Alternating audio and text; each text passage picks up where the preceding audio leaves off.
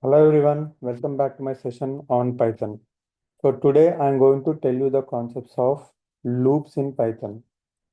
So in Python there are two types of loops. One is for loop and other is while loop. What are these loops used for? These loops are used for executing set of lines of code multiple times based on a condition.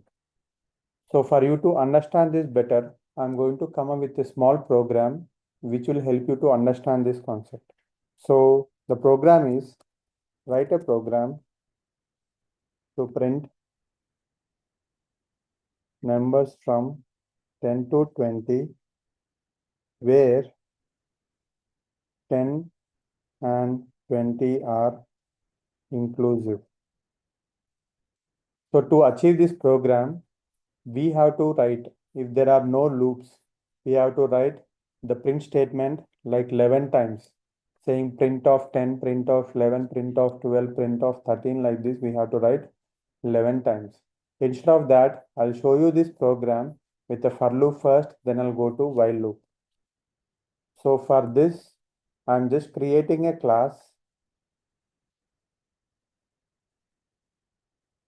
I'm creating a class called loops. And in this, I'm just for defining a function called for loop function. Now in this for loop function, the first thing that I'm going to do is I'm going to write a for loop. How to write a for loop? For any value, I can say I here in the range of 10, comma 21. So what is this range function? For has a range function which will be printing the values between the range of 10 to 21. So you have to remember that in the range function, the upper limit is not part of the range.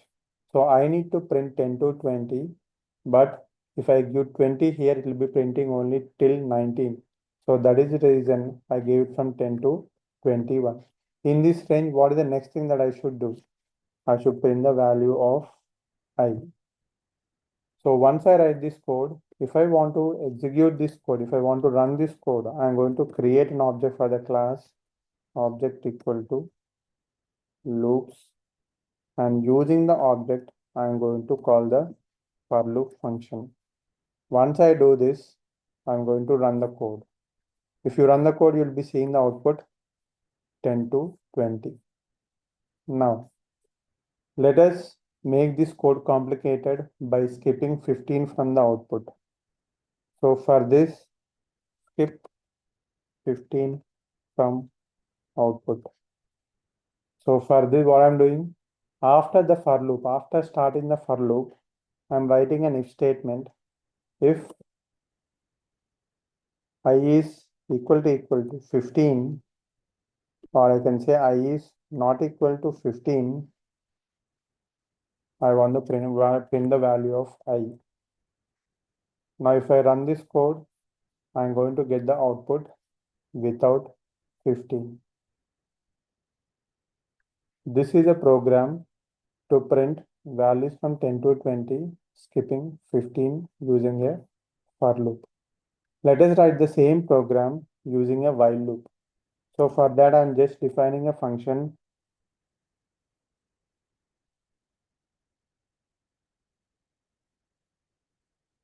while loop function, and here I'm mentioning like while I can have a condition like before having the C for like for loop initialization doesn't happen directly in while loop. You have to initialize the starting variable. So I'm saying j equal to 10. Now I'm putting the condition j is less than 21, or you can say like j is less than or equal to 20 also, you can mention, both the cases will work. So once I have this, what should I do? I should print the value from 10 to 20. So if I say like print of j, it will be printing 10 for me. Again, when the loops, again I'll be getting 10. So to increase the value here, range is taking care of increasing the value, but in while loop, we have to explicitly mention the increasing part. So I'm saying like j equal to j plus 1. Now if I run this code, I'll be getting the output from 10 to 20. So let me comment out the for loop code and write the code for while loop. Now if I run this code, I'm going to get 10 to 20, and if you see 15 also is here. Let us come to the next part of the code, that is skip 15 from the output. So if you want to skip 15 from the output, as we did for loop, inside the while, I'm just giving a statement of if j is not equal to 15, j is not equal to 15, print the value of j. After printing, you again need to increment, again need to verify. This is a loop that goes on. So now if I run this code, I'm going to get 10 to 20 without 15. So this is a small sample program which explains on how to declare a for loop, and how to write a conditional statement inside the for loop. So this is again another loop and a conditional statement inside the loop. So in the next session, I'm going to tell you how to control the loops using break, pass, and continue. Let us stop the session for now, and we shall meet in the next session.